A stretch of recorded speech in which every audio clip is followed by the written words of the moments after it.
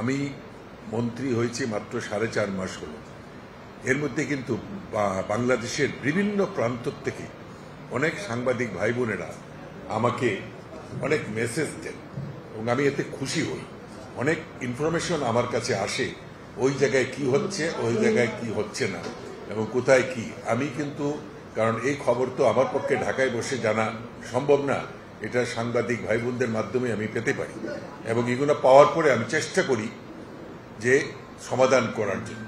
একটা কথা বলি, স্বাস্থ্য খাতে আমি অনেকদিন ধরেই কাজ করছি, তবে মন্ত্রী হিসাবে নয়। আমি এই মন্ত্রণালয়ে অনেক ঘুরতাম এবং আমার নাম ছিল, অনেক সময় একজন বলল যে আপনার নাম পিপি, মানে পিপি মানে কি, পিওন থেকে প্রাইম মিনিস্টার, এমন কারো বাদ নাই, এমন কোনো টেবিল নাই এই স্বাস্থ্য মন্ত্রণালয়ে আমি যাইনি। প্রত্যেকটা এওর পিছনে, প্রত্যেকটা পিছনে, যার জন্য আজকে 5 থেকে 500 বেডের হাসপাতাল আমি বানাতে পেরেছি। সুতরাং আমি অনেক কিছু জানি, আমার অনেক কিছু অভিজ্ঞতা আছে। স্বাস্থ্য মন্ত্রণালয়ের একটা বিরাট ব্যাপার, এখানে শুধু একটা না, অনেক কিছুই দেখতে হয় এখানে। তবে আমি আশা করি যে আমার কোনো চাওয়া পাওয়া নাই, আমার স্বাস্থ্য প্রতিমন্ত্রীরও কোনো চাওয়া পাওয়া নাই।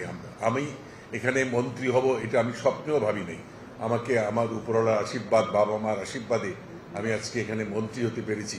আমি চেষ্টা করব মাননীয় প্রধানমন্ত্রী যে আস্থা রেখে আমাকে মন্ত্রীর দায়িত্ব দিয়েছেন, ওনার সেই আস্থা এবং সেই স্বপ্নটা পূরণ করার জন্য।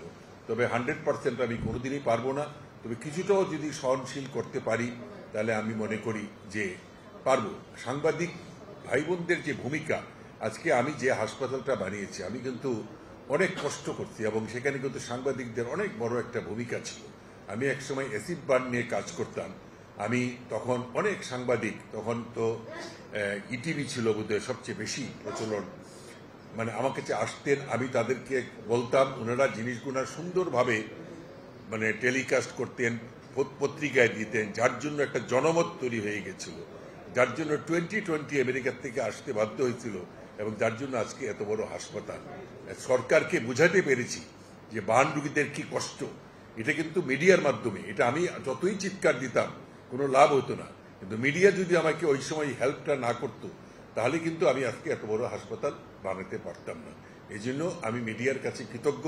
যদিও আমার নামে একটা বদনাম আছে আমার চিকিৎসক মহলে, যে আমি মিডিয়াদের সঙ্গে বেশি কথা বলি, কিন্তু আমার বক্তব্য হয়েছে আমার কথা বলতে তো দোষ নাই। আমি যদি কথা বলে যদি আমার রোগীর উপকার হয়, আমি তো আমার নিজের জন্য বলছি না, আমার যে আমাকে এইটা করায় দাও, আমাকে এটা করো, আমার রোগীদের যদি স্বার্থ হয় তাহলে আমি কথা বলতে অসুবিধা কি আছে। যাই হোক, আপনারা আমাকে সাহায্য করবেন, আপনারা আমাকে সবসময় আমার পাশে থাকবেন। আমি আশা করি যদি আপনাদের সবার সহযোগিতা পাই, আমরা চেষ্টা করব আমাদের এটা করার জন্য। আর আপনাদের যে একটা দাবি আপনারা তুলছেন, আমি মনে করি বাংলাদেশের প্রত্যেক নাগরিক তার চিকিৎসা ঔষধ পাওয়ার অধিকার আছে, যে নাগরিকই হোক। সুতরাং ওই নাগরিক হিসাবেই আপনাদেরকে নিয়ে আমরা যদি এখানে এসে ঔষধের ব্যবস্থা করতে পারি তো নিশ্চয়ই আমি খুশি হব। আমি এ নিয়ে আমি আমার সচিবদের সঙ্গে কথা বলবো, কি কি এটা প্রক্রিয়াটা কি আমি ভালো করে জেনে আমি অবশ্যই আপনাদের এই দাবি পূরণ করার জন্য সক্রিয় থাকব। ধন্যবাদ আপনাদেরকে সবাইকে, আপনারা ভালো থাকুন।